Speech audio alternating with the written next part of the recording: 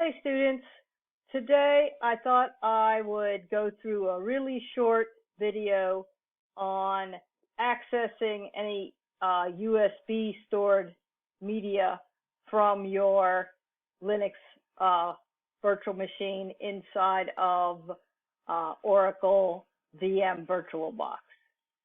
So you see that I have Linux Mint already loaded. Just as a reminder, here's the hypervisor, and I just clicked on Linux Mint and started it and waited for the machine to boot up, and here I am at the desktop. I'm going to click on the file manager, and we can see items on my computer and its file system and a network item. I'm now going to put the USB stick into an empty USB port on my computer, and we can see that my host computer recognized this USB and launched File Manager. The USB happens to have a name Store and Go. We'll sort of keep that in mind. But I still don't see under my virtualized operating system any reference to the USB stick.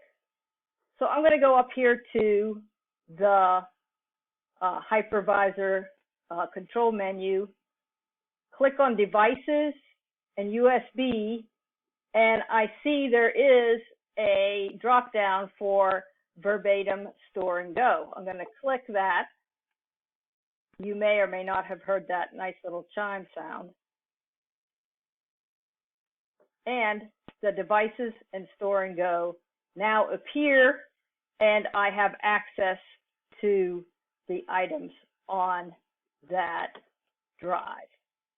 Also, if I hover my mouse over store and go, you'll see in the yellow cartoon bubble there the complete path information starting at root, media /NOS120/store and go. So there will also be access to this location from the terminal.